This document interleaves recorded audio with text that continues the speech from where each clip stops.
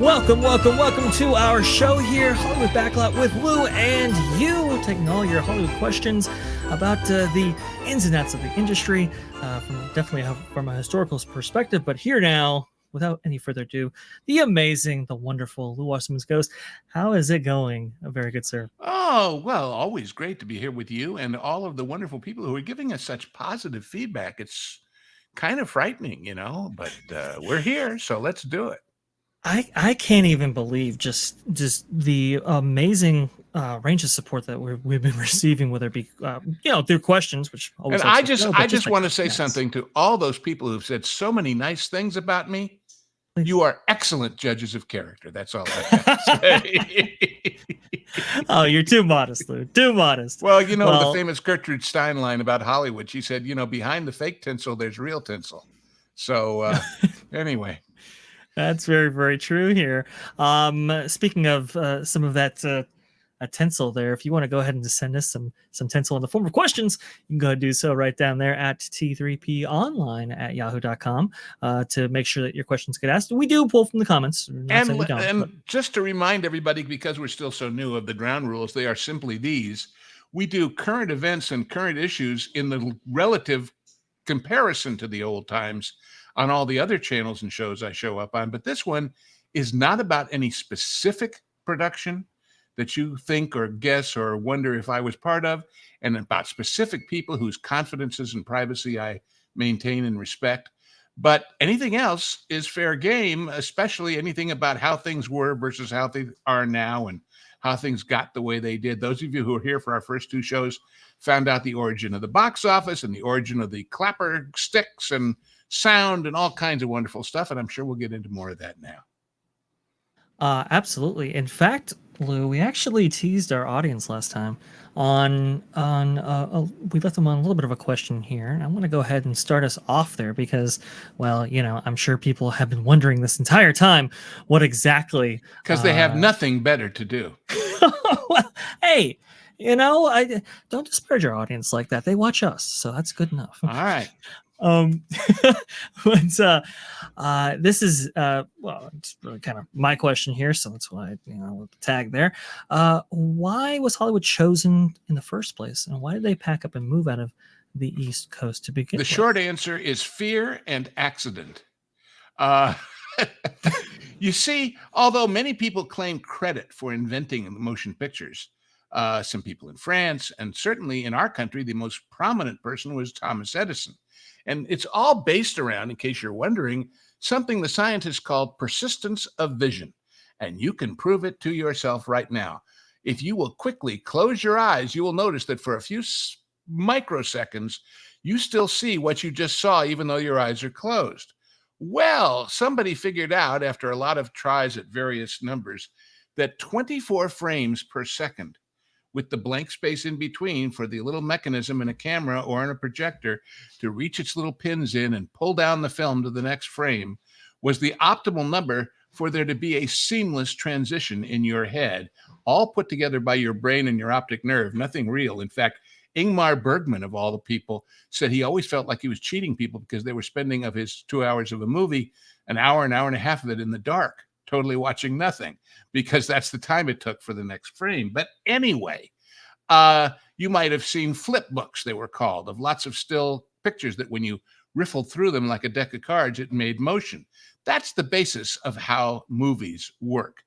By the way, that 24 frames, with those of you who know about video, you will hear about 30 frames, and that's because it works better in television to do it with 30 than 24.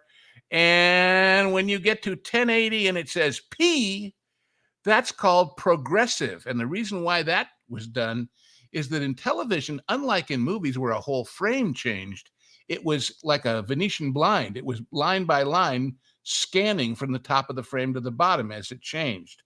And P meant progressive, meaning it's going in that line by line style as opposed to a full frame at a time. Anyhow, Thomas Edison had the patents on this wonderful thing. And suddenly it was very popular. And it wasn't that complicated a mechanism to build or replicate. And nobody wanted to pay Thomas Edison the rather high license fees he insisted on to use his invention. And if they found you doing it in New York or New Jersey, where it was originally done, the first Western in the history of Westerns, the Great Train Robbery, was shot in the Wild West of New Jersey. But if he found you, he not only got mad, he sent thugs out to beat you up and break your camera. And they wanted to get away from that. So somebody got this very bizarre idea. Why don't we make a Western in the West? And an actor named Dustin Farnham, who was a matinee idol, even though he weighs 380 pounds, and a crew from, in those days, what was Paramount Pictures, or what became it, got on a train and headed to Phoenix, Arizona. But when the train stopped, it was raining. And they said, well, we can't. In those days, film stocks were very insensitive and needed a lot of light and a lot of sunshine. So they said, well, let's get back on the train and see where we wind up. And the next thing that came back to New York was a telegram saying, we have rented a barn in a place called Hollywood. We're going to make the picture here. Now, that barn, which is now known as the DeMille Barn, because it was Cecil B. DeMille, who later became a very famous man indeed, who was directing The Squaw Man with Farnham. And that barn has floated around town. It was on the backlot at Paramount for a while, and then they moved it, and it now resides at the Hollywood Bowl, believe it or not, and is kind of a mini Hollywood museum. But that same building is still in existence as a piece of the Hollywood history today. So that's why they moved to the West Coast. And once they got there, they found out, gee, the climate is not only nice, but the rest of it's nice too. And there aren't as many New York snobs looking down on us because we're those evil, awful, sinful things called actors. And one thing led to another. And Hollywood was actually named by a New England couple who had grown up in, I can't remember which state it was up there, but it was on a place called Hollywood Farms, I think in Massachusetts. So they named their home Hollywood, and the name is the name of the town, which is part of Los Angeles, which is why we're all here. Yes, that famous Hollywood sign as well. Well, that was a real estate development on the hill called Hollywood Land. Right. And the land part fell down. The rest of it kind of fell down too, but they fixed it back up again. But that was just a real estate sign for a development up there. It really wasn't anything to do with the business. It just became known for it because it was in the background of all those shots. Just absolutely amazing how many things are purposeful and how many things are just happenstance, right? They just happen to have happened. Yes. Great stuff, Lou. Thank you so much for answering that for me. I'm sure our audience enjoyed it as well. But let's go ahead and get to our first viewer submitted question right here. This is from Be Our Geist, which is quite an interesting name for sure. What is the standard procedure for when an actress becomes pregnant? Particularly curious about TV because the shooting timelines, etc. Is there some standard clause in contracts that they have to tell people as soon as they know, or is it more of an honor system in that actresses tell the showrunners / producers ASAP because they know it will have to be worked around or written in? Now, I'm going to assume that you're a grown-up and I don't have to explain the standard procedure for getting pregnant to you, but the stork story, I got it. I haven't really seen any contracts that demand that as a just in case. I think nowadays, since only women get pregnant, it would be taken as some kind of sexist assault on civil liberties or something. But certainly you want to let them know right away, and maybe they will shoot around you or do something to hide the bulge as far as how you're shot and framed. Well, much longer story about wardrobe, but the only clothing in the Kansas sequences of The Wizard of Oz that was not real clothes that they bought in thrift stores because they thought it would make it look more real were Judy Garland's dresses, which were made to intentionally hold in her chest so that she looked more like young Dorothy Gale and not old, but not a girl anymore, Judy Garland. So, we can do wonderful things with cameras and tricks, and certainly now with CGI, but there is no standard procedure. It's just you would be stupid not to tell them and have it suddenly show up because they wouldn't like you anymore, and you have to be liked to come back. I believe in the contemporary, era, the most famous case I've heard of this in which they've had to kind of shoot around this was Scarlett Johansson on the set of Age of Ultron how they had to Could be, yeah. hide her in various ways. But are And there any obviously other? there are body doubles anyway for certain people. So, Right. you know, it's the land of magic and make believe, not of reality. So Are there any examples that you know of a production kind of having to I shoot can't think of any around? right off the top of my head, but certainly things have been shot around. What if you showed up at work and you had, I don't know, an acne breakout or something else like that would change your looks? And that's true not just for people, that's true for weather. One of the reasons why, for example, 24 was set in Los Angeles, even though it was kind of a political Washington agency, the CTU. They shot it in LA because although the show takes place over 24 hours of a single day, it's shot over a period of months. And in other places, the weather might change considerably and not make you believe it was the same day. So that's why they set it in Los Angeles, was because of that unique regular climate and making that work more believably. Thank you so much, Lou. Thank you so much, BR Geist, for asking your question right here. We have another one here. This is actually a clarification on a question that we had last show. I kind of wanted to allow for TLJ Screwjob 397 to actually ask this because he's been a long supporter of our channels and just want to go ahead and give it its best due right here. If you remember the context of this question, it was over kind of fan fiction and fan films. I believe it was referring to a comment by Script Doctor. So I'll go ahead and read this clarification here. Thank you for answering my question, Lou and Vash. To clarify, I didn't mean fan fiction being made into a movie specifically, which is my fault for not explaining it well, but thank you for the answer nonetheless. What I meant was something like The Lord of the Rings by Peter Jackson. If I can make it another question, like what Vash said, Christopher Nolan being a fan of Batman, but a 20th century example instead of a 21st century modern example. So I think what he's asking is have there been productions that have been either directed by or written by or something or another of fans of the franchise in the 20th century context? Well, of course, franchises all have to start somewhere. Right.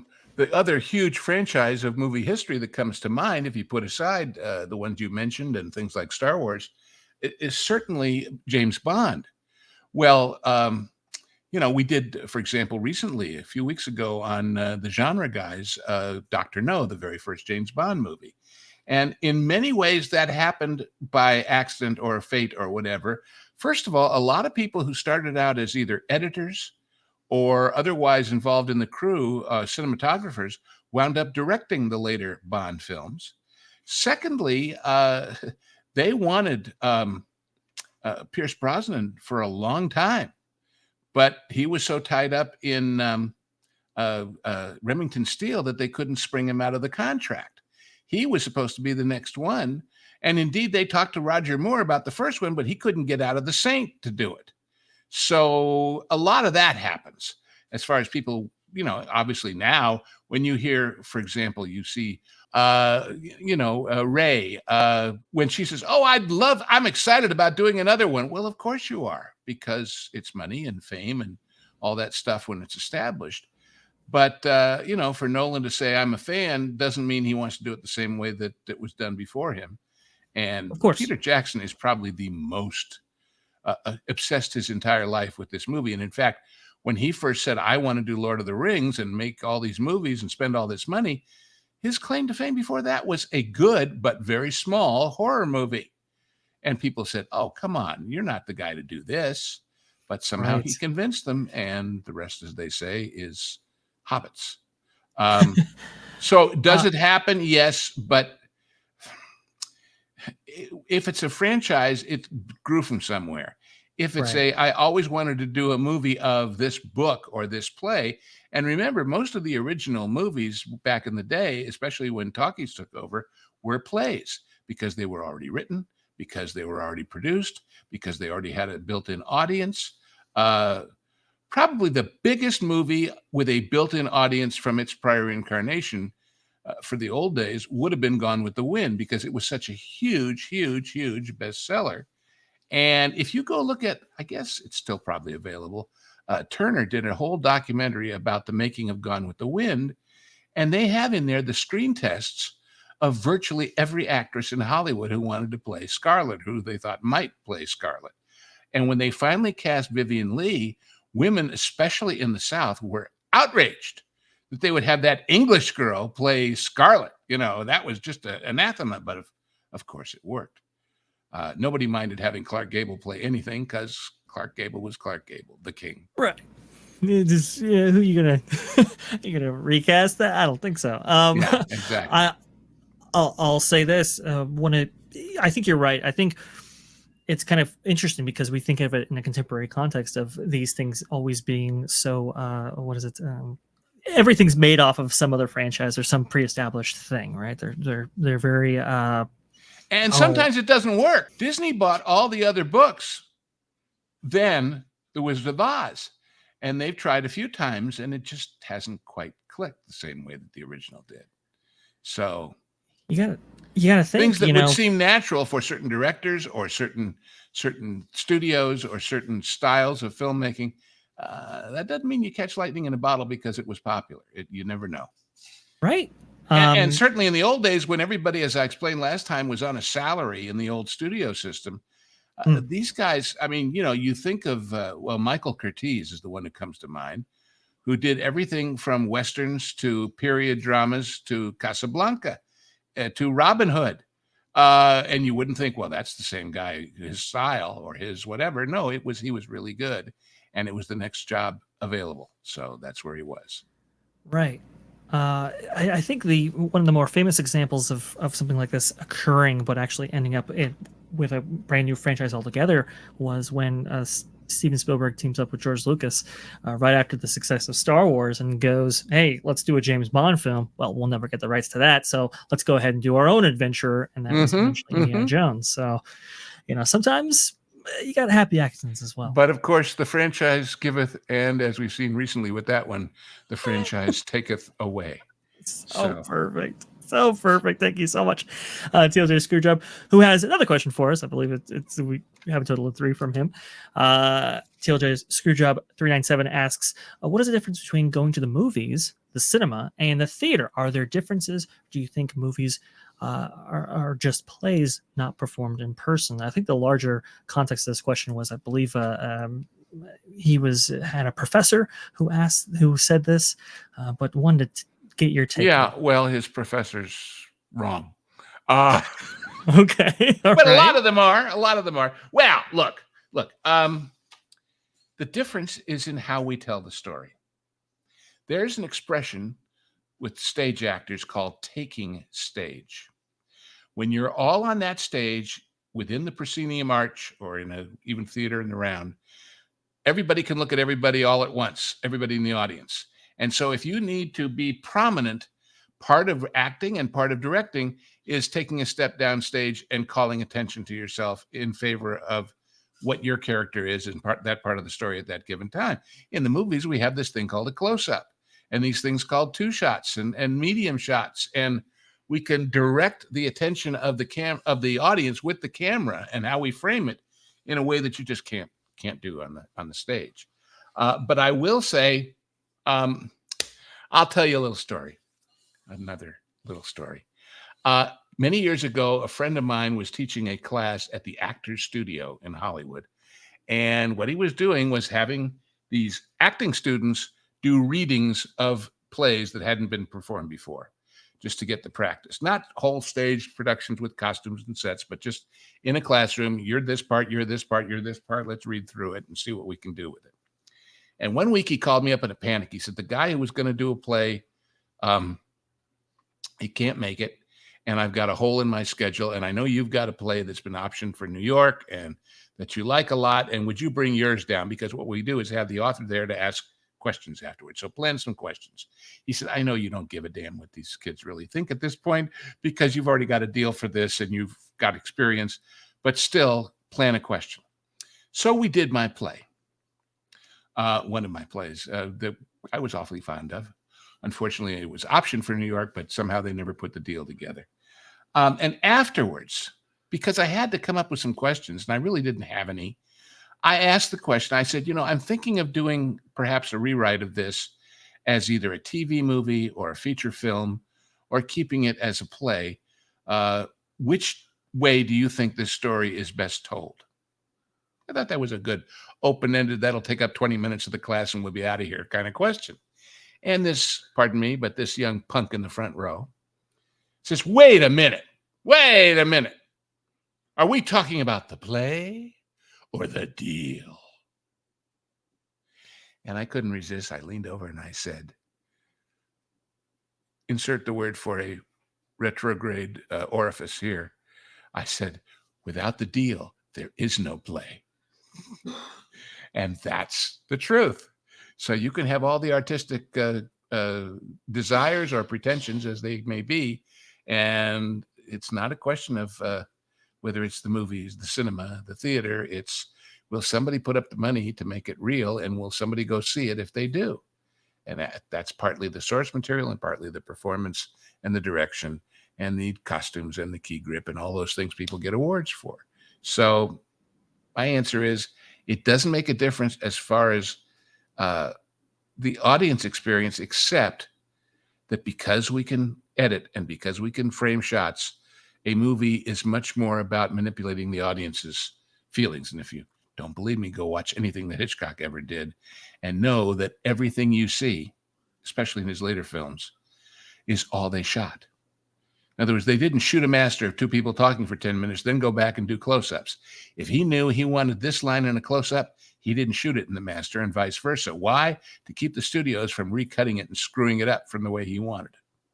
That was how tightly he was storyboarded and he was prepared. And he always said that shooting the movie was anticlimactic for him because he'd done all the work getting ready to shoot it that was interesting for him. Absolutely incredible. Really good stuff, Lou. I do appreciate you throwing that story in there because it's so profound. It's so, it's again, there's obviously there's an artistic part of making movies. There's the the creation of these wonderful works that everybody loves, but there's also the financial side. So well, but the other thing is, as I think about it some more, please.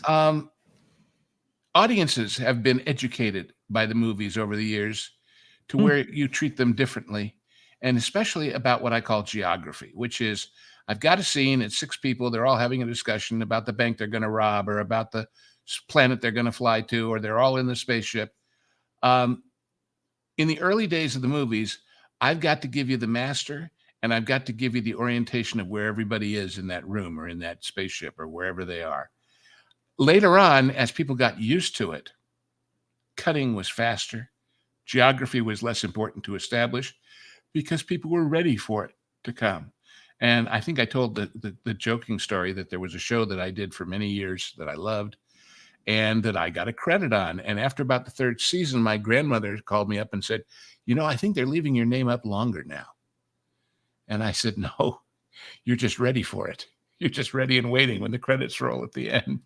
So audiences have been educated to expect a certain pace and a certain style that would have left them confused and disoriented 50 years ago. So there's that. That's a fair point. I like that. I like how you tied that around there very successfully. Thank you so much, Lou. And again, another question here. This one's pretty long, so I'll go ahead and try to sum it up. Read the whole thing because there were some misassumptions going on in it that I wanted to address. Will do. This will be more like 6 questions in one. Apologize, but I saw on a documentary years ago about 2 guilds or unions or something like that in pre or post World War II Hollywood. One made by right-leaning actors like Clark Gable, another made by left-leaning actors. Questions: which came first? Were they? Why were they made? Poor treatment, ideological reasons. The left's making a guild. Why don't we just make a right guild for laughs? And why? And I'm sorry, what happened to them? Did they become other businesses? Are they still around, or did they get consumed a la Fox by Disney? No is the answer to every one of those questions. But here's the full story. Please. First of all, ideology had nothing to do with it, and Clark Gable wasn't particularly right, and other people weren't particularly left, at least not in the old days. And if they were, it was because of their personal opinions, not because of how they wanted to act or under what representation or what guild. SAG stands for Screen Actors Guild.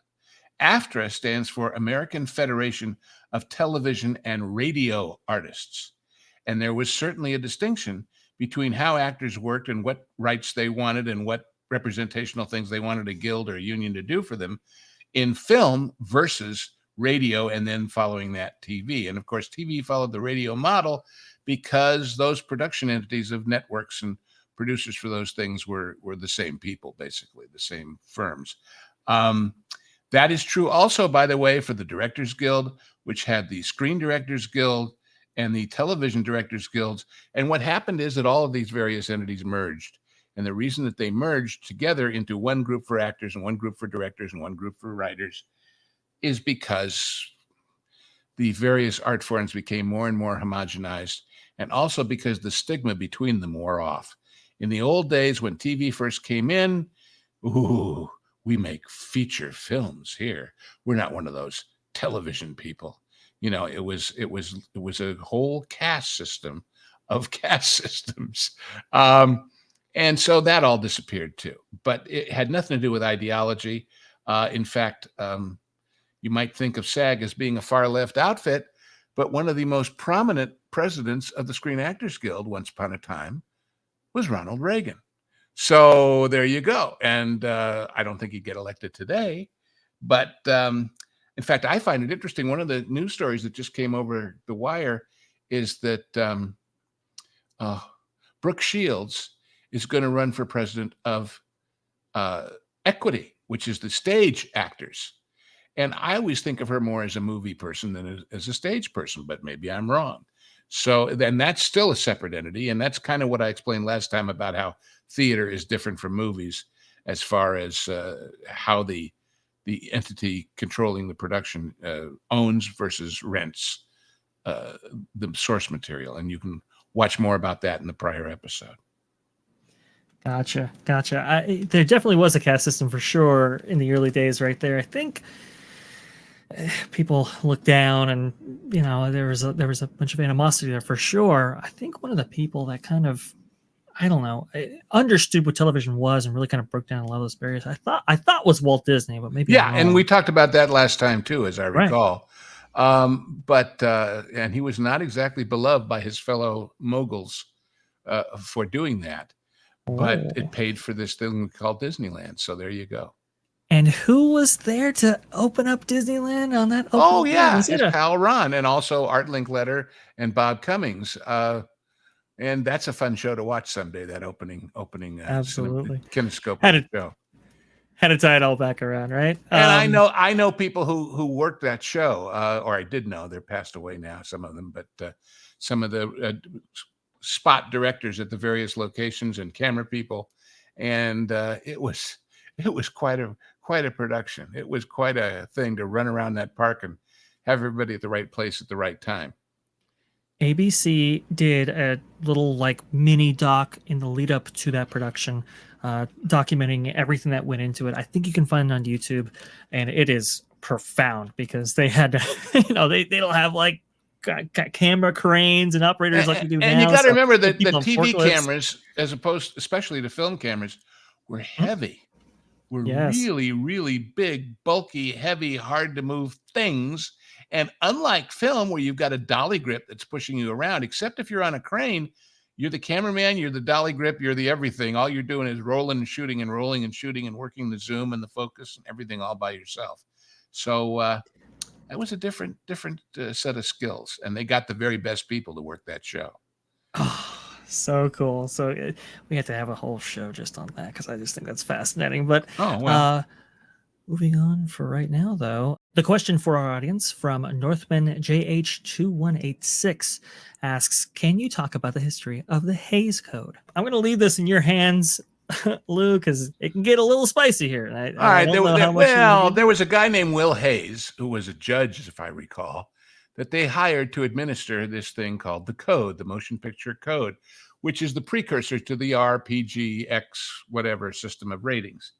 And as I think we also kind of touched on last time, the problem was that various individual jurisdictions, whether they were civic or state or religious, wanted to do their own censorship and their own pre-screening of anything that they would dare to let their citizens see on the big screen.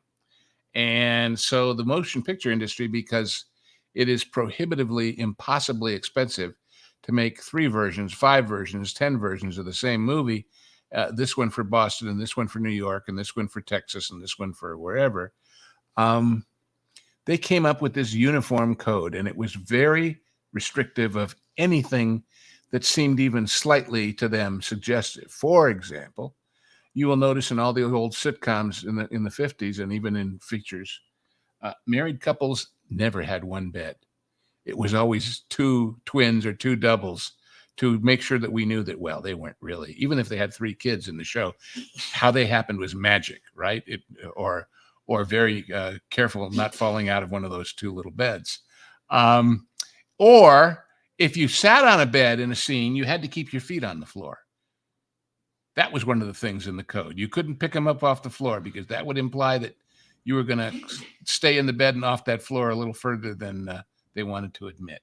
It also limited, obviously, language. You couldn't use all of the dirty words that people use. And the things that were considered dirty, I think are going to pass your German leader test. So I will try. And if not, you'll censor me later. We recently on the Genre Guys did a show about a film called Who's Afraid of Virginia Woolf with Elizabeth Taylor and Richard Burton and George Segal and Sandy Dennis. And it takes place in a college in New England or upstate New York. And it was a play first, and it was a scandalous play because it suggested that whole Ozzie and Harriet happily ever after married life wasn't necessarily everybody's reality. And in the course of the play, everybody drinks a lot, and that didn't seem to bother the censors so much. But because they're drinking a lot, they say a lot of damn and hell. And at one point, I think the term, are you ready? Monkey memory gland is used in the script. What that means, I got no idea, believe me. But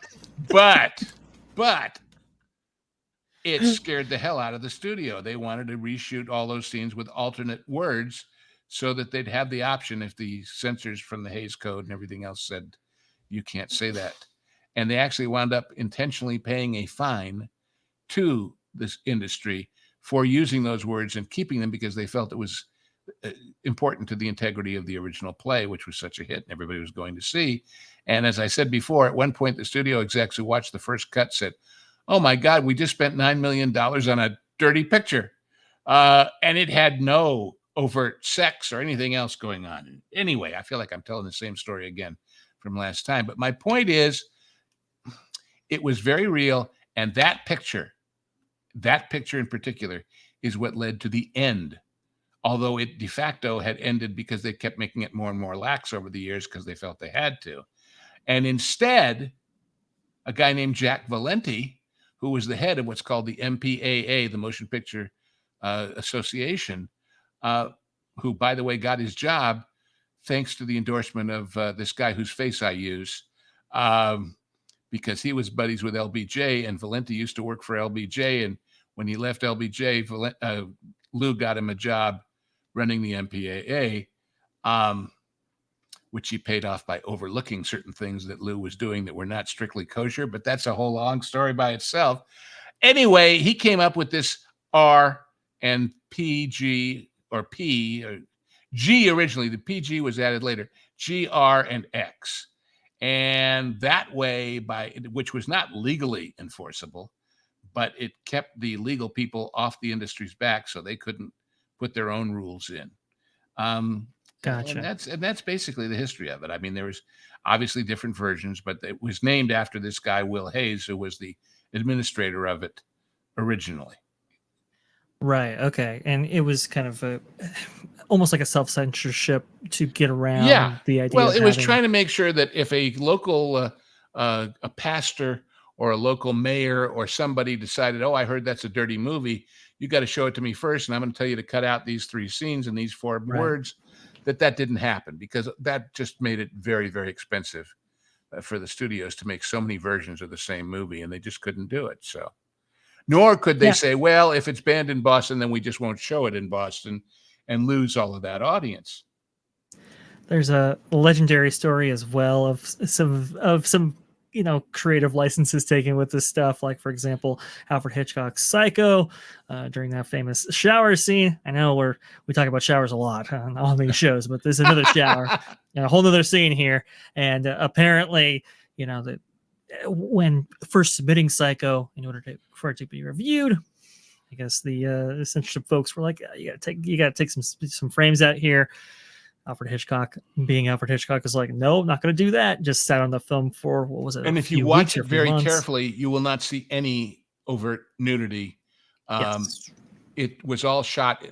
I forget how many pieces of film are involved in that very short sequence, and again, all it took 4, 5, 6 days to shoot that. And Anthony Perkins wasn't even there. He was in New York doing some sort of obligated play or something, and was shot later to cut into it. And it's totally safe, but Hitchcock was such a master, he made you think you were seeing things you weren't seeing. And Exactly. that's part of the art of cinema too. On resubmission, he resubmits it with no cuts, and censors are like, oh, thanks for making the adjustments. It's like, yeah. Well, of course, there was a lot of that. They told them they did things and they didn't. Right. That happened all the time. Love it, love it, love it. Well, let's go down the list right here. Thank you so much for your question, Northman. Next up here, Jim Jam on YouTube. Here we go. Why doesn't a company like Disney just pick up and move their headquarters to a cheaper state? Why must the movie companies stay in, he says Burbank's, New York, right? I think he meant Burbank, California. Is there some incentive? I know they already outsource their work from cheaper places, so why not go all in? I think this is a great question. Okay. One I have, actually. Well, first of all, their technical corporate headquarters, like a lot of companies, is in Delaware. And that's for tax reasons, okay? Fair. Secondly, what's more expensive? The unions are nationwide. The production rules are nationwide. Nowadays, with cyber communications, you can be sitting in a studio dubbing something in New Zealand to California or to Lucasfilm, as they did on a lot of movies. So that's not an issue. When you say more expensive, is it more expensive to live and work and own real estate and deal with everyday stuff like OSHA codes and what have you in Burbank, California versus, I don't know, Nashville, Tennessee? You bet it is. Absolutely it is. But that's where they are. I always thought that when they started building these studios in other cities like Atlanta or remember Burt Reynolds had one in Jupiter, Florida. And when they all over the country, really, where they basically to take advantage of those tax breaks. But California has its own tax breaks now, too, that people would move. But the answer, especially with television, more than a feature shoots for a couple, 3 months and it's done. And if I live in Beverly Hills and I have a lovely home and my kids are in school and everything else, I can go take a 3-month off vacation in some location around the world. Going to New York is no different than going to Rome or going to Hong Kong or anywhere else. But a television season is several months longer. And people don't want to live there, partly because they don't want to live there because they like where they are, partly because they don't want to be out of the loop, because they're all thinking, what's my next job? What's my next project? And if I'm not there to go on an audition or talk to a producer or schmooze somebody, it's going to go right past me. I'm going to come back and they're going to say, congratulations on being on that series for 7 years. What do you think you're going to do next? Because A, everybody's typecast you as the character you just played and put yourself into everybody's imagination as. And second of all, we got nothing for you because all those other good jobs went to other people who were here and you weren't. So there's that. Now, as the thing about and also, like I say, people don't want to move. Look at this thing with Disney, with moving Imagineering to Lake Nona in Florida, and people didn't want to go. Yeah. Now, some of them said okay, and they realized that in a state with no state income tax, like Florida or Tennessee or others, Texas, they're going to keep more of what they take home. That the price of everything is going to be lower as far as everything. I once.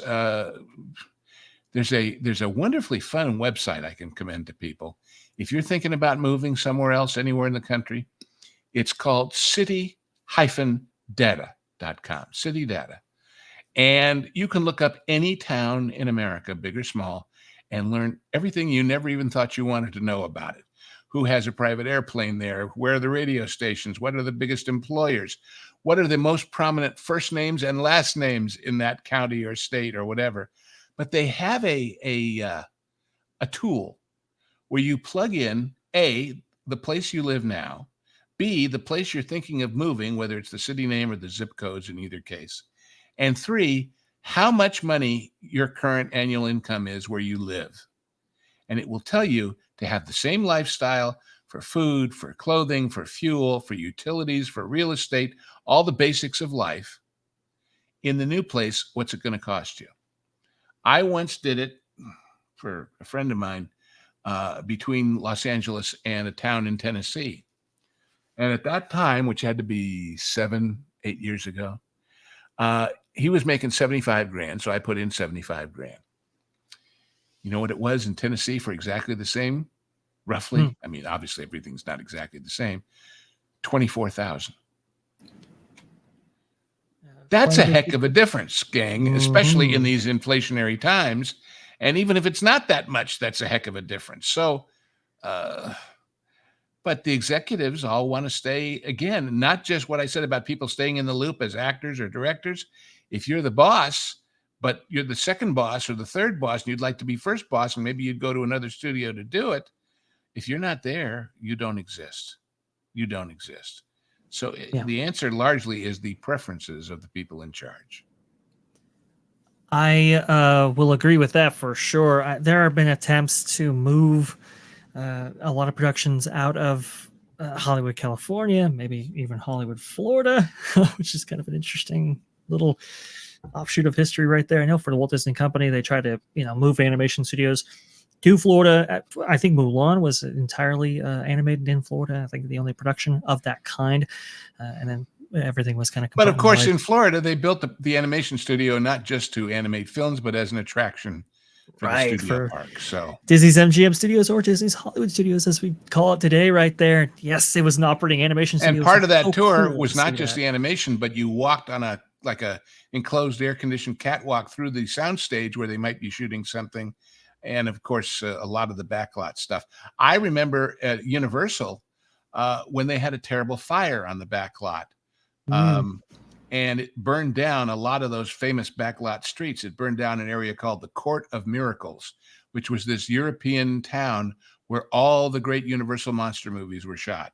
It burned down the New York streets, including the famous place where in The Sting, where the guy's across the street watching from the upstairs balcony and radioing them or telegraphing them what's going on. All of that burned down. Happily, however, the Universal Studios in Florida had replicated those particular sets there. So they looked exactly like the originals in Hollywood. The only thing they lost that was very hard to replace were about 14 classic 1920s and 30s cars, which had been on the lot at that time. By the way, that fire at Universal, when they looked into it, was arson. And the guy who set it was one of the studio's hired rent-a-cop security guards who worked for a company called, are you ready? Burns Security. And so, and I remember the building where the King Kong ride was.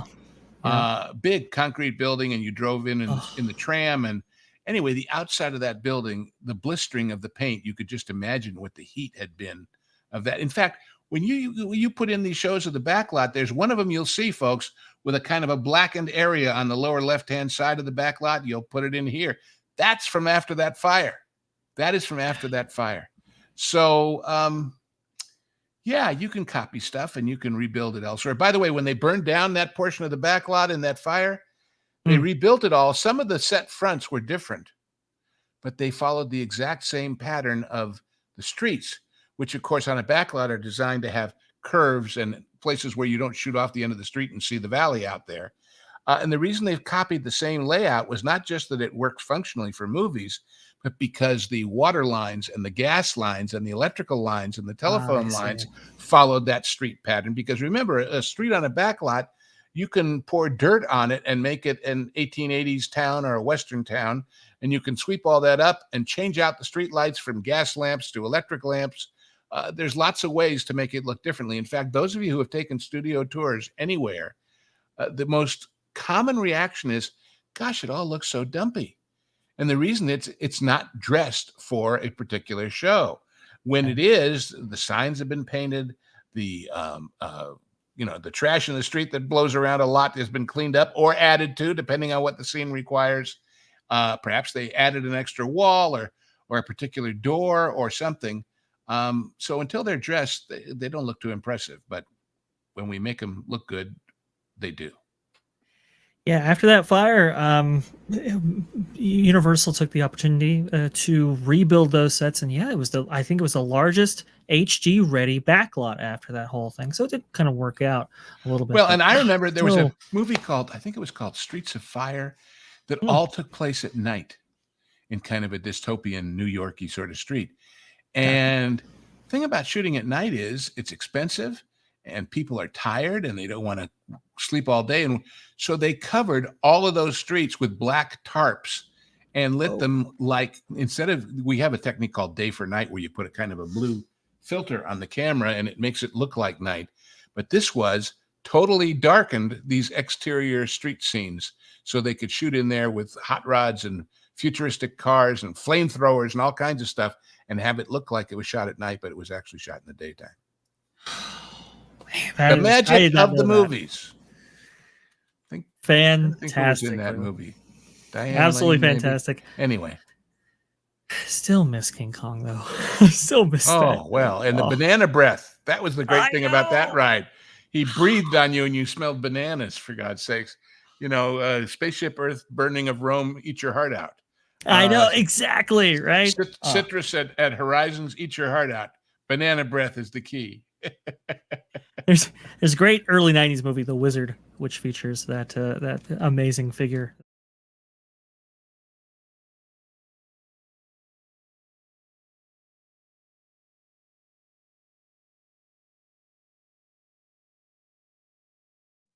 The question for our audience was from Francis. You use LW Ghost as a nickname. Why did you choose Mr. Lou Wasserman? Did you know or work for him? Use him out of respect? What was he like in real life? Wasn't he in charge of Universal? Lou Wasserman was, yes, he was a real person, and he was the boss of Universal.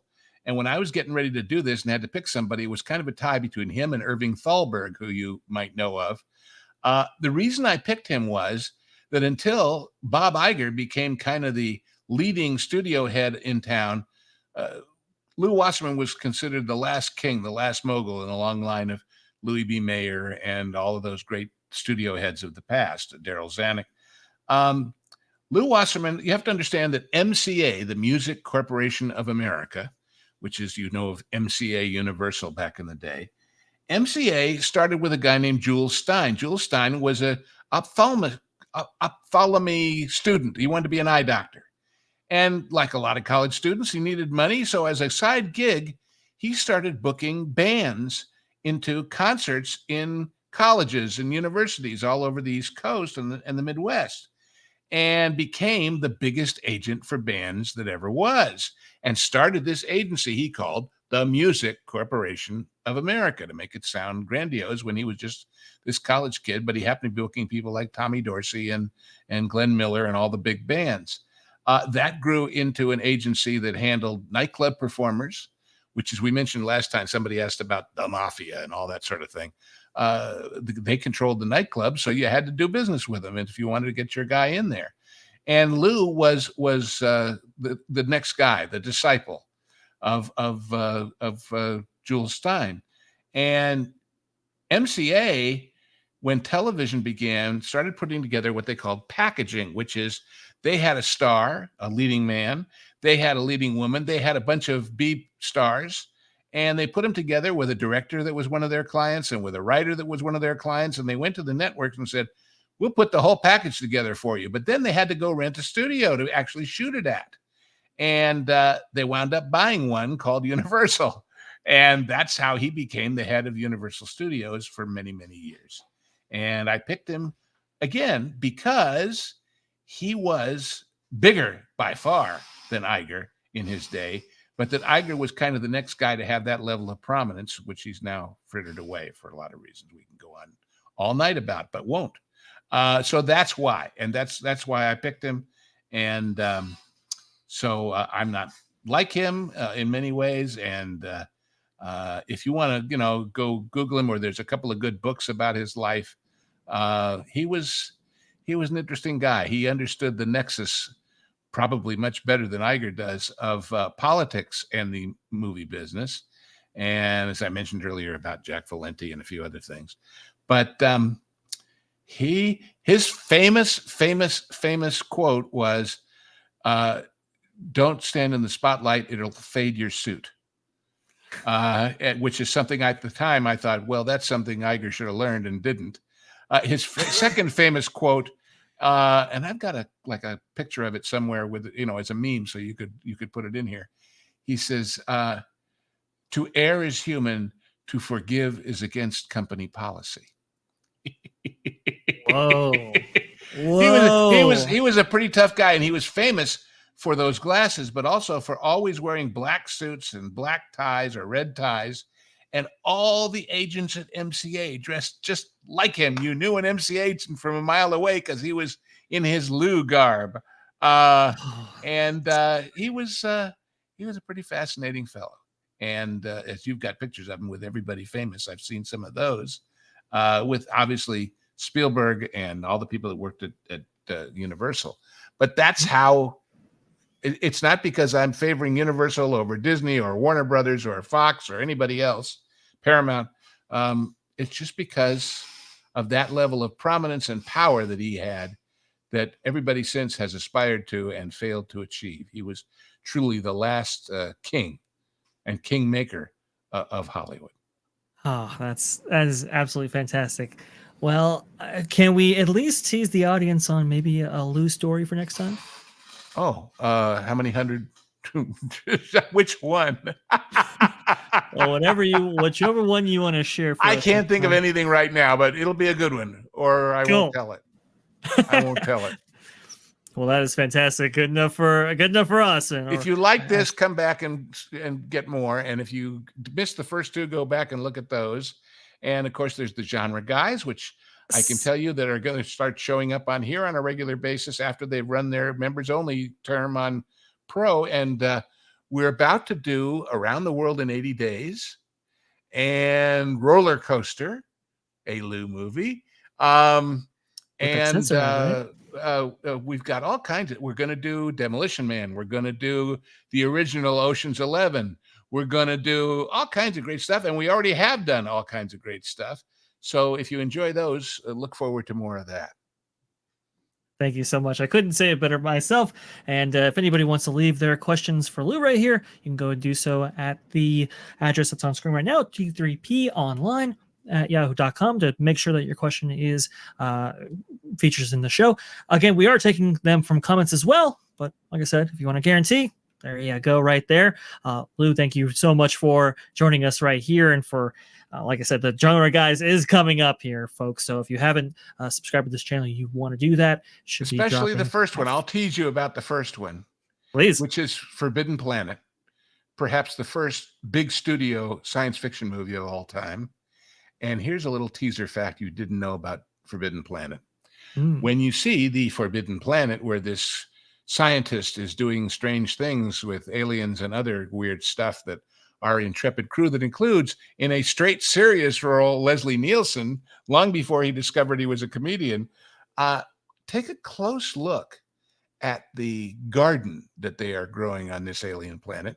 Because if you look really closely, you'll recognize these crazy multicolored plants, because the studio was MGM and they had all this stuff in storage left over from Munchkin Land. And that's the garden on Forbidden Planet, the leftovers from The Wizard of Oz. So how's that for a weird 6 degrees of movification?